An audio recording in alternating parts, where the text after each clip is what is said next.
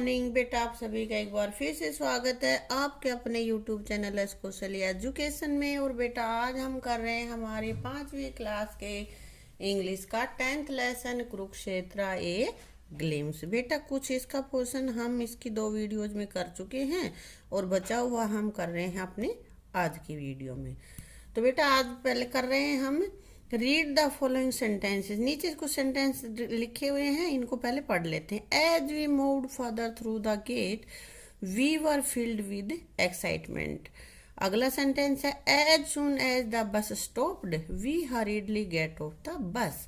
अब ये 2 सेंटेंस है, इनको ध्यान से देखना है कि ये दोनों 2 सेंटेंसेस को 2 फ्रेज को जोड़ के एक सेंटेंस बनाया हुआ है। ठीक है, तो क्या कह रहा है ये, we moved further through the gate, ये वाला पहले वाला, we were filled with the excitement, इसके 2 अलग अलग सेंटेंस है ना।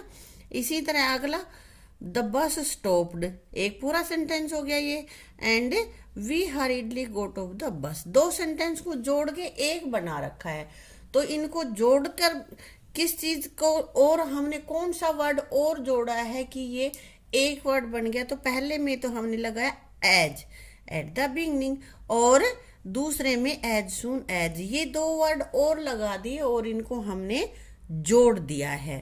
ठीक है, तो आगे भी आपको कोई भी 2 सेंटेंस जोड़ के कंप्लीट करना है। तो एक साइड का एक हमने इसने लिख रखा है, आगे का आपको कंप्लीट करना है फिलअप से। यहाँ बेटा मैंने कर रखा है क्योंकि ज्यादा समय लगता है वीडियो में साथ साथ लिखते समय।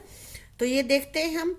As the school bell rang, जो ही स्कूल की घंटी बजी तो क्या हुआ, all the students went out from the class, सभी बच्चे क्लास से चल दिए, है ना, वेंट आउट चले गए। We stopped playing as soon as, जो ही द स्कूल बेल रंग, हमने खेलना तुरंत बंद कर दिया। एज का मतलब जैसे घंटी बजी तो उसके बाद हमने एक्शन लिया, और यहाँ पे क्या हुआ कि जो ही घंटी बजी तुरंत चल दिए। तो फिर अगला है as soon as I open the gate, जो ही मैंने गेट खोला तो क्या खोलते ही क्या देखा, I saw the child crying, मैंने बच्चे को रोते हुए देखा। As Sonu does yoga every day, Sonu yoga करता है हर रोज, तो he is quite fit and fine, इसकी यही वजह है कि वो फिट और फाइन। मतलब एज तो ये है कि भाई जो काम हुआ उसके नतीजे में क्या हुआ, तब तो आएगा एज। और जब एज सुन एज हो तो ये होता है कि तुरंत उसी के ऊपर तुरंत एक्शन ले लेना। ठीक है। इफ द रेन्स हैविली, यदि बहुत ज्यादा बारिश होती है, we will stay at home, हम घर पर ही रुकेंगे, यानी कि हम स्कूल नहीं जाएंगे या बाहर घूमने नहीं जाएंगे। ये मैंने कंप्लीट करे हैं बेटा, इनकी जगह कुछ और भी आप लिख सकते हो, जरूरी नहीं है कि यही रहेंगे तभी सेंटेंस कंप्लीट होगा। ठीक है, इसी तरह आगे है I could not take the examination, examination नहीं दे सकता था, क्यों, बिकॉज आई वॉज इल, अब ये बिकॉज से इसको जोड़ दिया है। ठीक है। वेन द बस स्टॉप, जब बस रुकी, we got down the bus quickly, हम बस में जल्दी से उतरे। तो यहाँ पे कनेक्टर क्या है, वैन, जोड़ने वाला जो वर्ड हमारे पास है वो ये है वैन, और फिर ये सेंटेंस जुड़ा है। It's Mohit's birthday so I purchase a gift for him, यहाँ पे सो को जोड़ा है, मोहित का बर्थडे है इसलिए मैंने उसके लिए आज गिफ्ट खरीदा है। तो बेटे कुछ कनेक्टर्स लगा के और सेंटेंस हमने यहाँ पे कंप्लीट कर दिए हैं। आप इनके एक्सरसाइज अच्छे से कर लेना और अभ्यास करना। ठीक है, आगे क्या कह रहा है ये, you may have visited some places with member of your family, परिवार के सदस्यों के साथ जरूर तुम कहीं ना कहीं घूमने गए होगे। Right a description of visit including the following points, नीचे कुछ पॉइंट्स दे रखे हैं, उनको अपने जो पैराग्राफ लिखोगे उसमें जोड़ते हुए तुम्हें उनका वर्णन करना है। तो कौन कौन से पॉइंट्स तुम्हें लेने, व्हेन यू वेंट, कब तो तुम पहुंचे, सीन ऑन द वे, रास्ते में तुमने क्या क्या देखा, टाइम स्पेंड, कितना समय तुमने स्पेंड किया, things you saw after reaching there, और वहां पहुंचने के बाद तुमने क्या देखा, व्हीकल यूज, कौन से व्हीकल में गए, थिंग्स यू परचेज, क्या तुमने चीज खरीदी, एंड योर ओवरऑल एक्सपीरियंस और तुम्हारा ओवरऑल एक्सपीरियंस, वहां पे जाने का तुम्हारा अनुभव कैसा रहा, ये सब चीजें तुम्हें शामिल करनी है अपने पैराग्राफ में। ठीक है, तो बेटा हमने यहाँ पे एक लिख दिया है, last Sunday I went to see lotus temple in the Delhi. पिछले संडे इतवार को हम दिल्ली के लोटस टेम्पल देखने गए। I went there with my parents, मैं वहां पर अपने माता पिता के साथ गया। वी वेंट बाई कार, और हम कार से गए, हम अपनी कार लेके गए थे तो उसी में हम गए। I saw the red fort and Rajghat on the way, और रास्ते में मैंने रेड फोर्ट लाल किला और राजघाट देखे। I saw India gate and near by areas, और मैंने वहां पे इंडिया गेट और उसके आसपास का क्षेत्र देखा। I purchased some books from there, और वहां से मैंने कुछ किताबें खरीदी।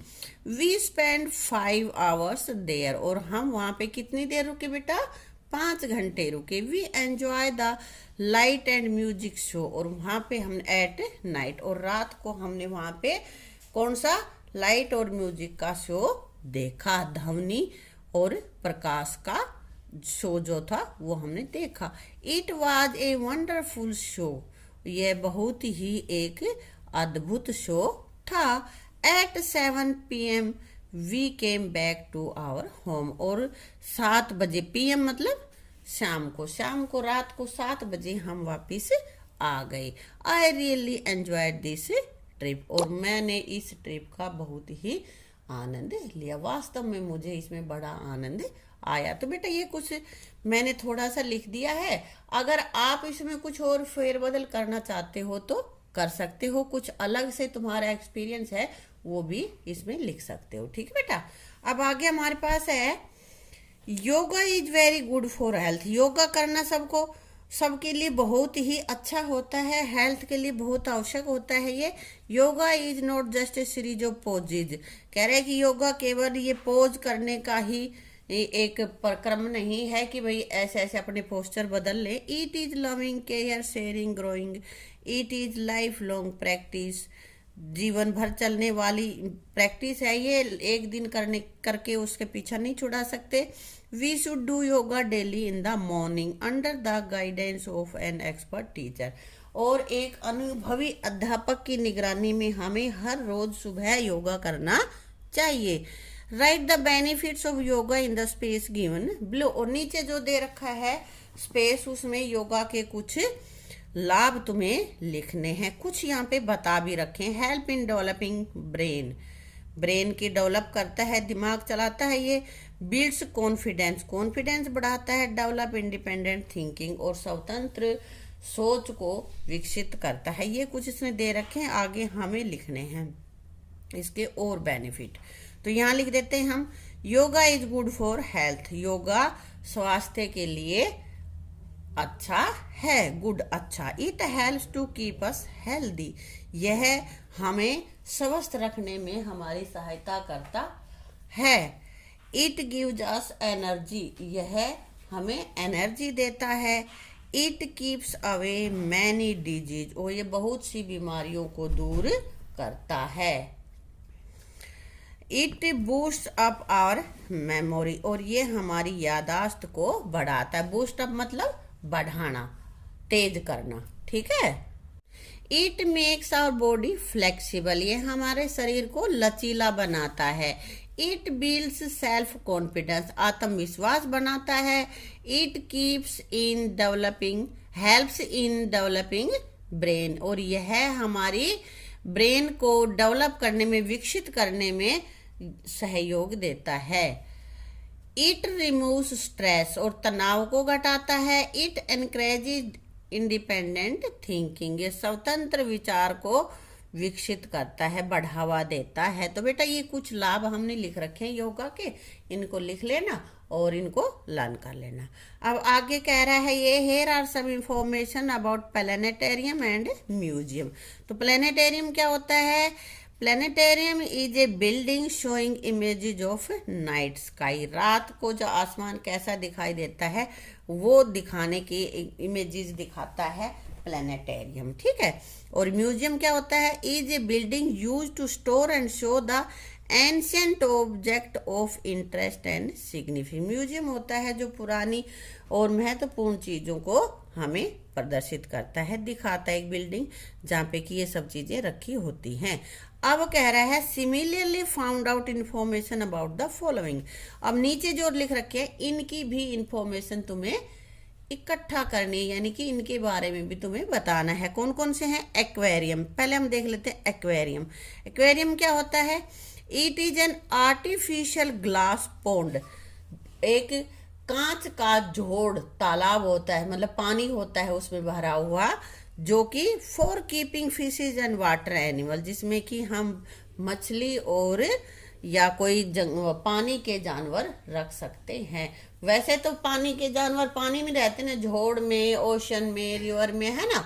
लेकिन एक्वेरियम होता है कि एक आर्टिफिशियल जोड़ हम तैयार कर लेते हैं जो शीशे का बना हुआ होता है, जिसमें फिश और दूसरे पानी के जीव हम रखते हैं। अब आगे है जिम्नेजियम। जिम्नेजियम क्या है? It is a place occupied for physical exercise, शारीरिक जो एक्सरसाइज करने का जो संसाधन है उनसे लैस एक ये स्थान है, मतलब एक ऐसा स्थान जहाँ पर फिजिकल एक्सरसाइज करने वाले संसाधन होते हैं, जैसे कि भाई दौड़ने वाली मशीन, वेट लिफ्टिंग की मशीन, इस तरह की जो चीज़ें होती हैं वो वहाँ पे होती हैं, उसको बोलते हैं gymnasium. Stadium, it is a place used for playing sports. और स्टेडियम क्या होता है कि ये स्पोर्ट्स खेलने का, चाहे इंडोर हो या आउटडोर हो, इस तरह के गेम खेलने की जो जगह होती है उसको हम स्टेडियम कहते हैं। ठीक है, तो बेटा अब हमने जान लिया planetarium, museum, aquarium, gymnasium and stadium. इनकी ये डेफिनेशन है, इनको आप अच्छे से लर्न कर लेना और तीनों वीडियोस देख के पूरा हमारा लेसन बहुत अच्छे से तुम कंप्लीट कर लेना, नोटबुक में लिख लेना और इनको लर्न भी कर लेना। ठीक है, थैंक यू।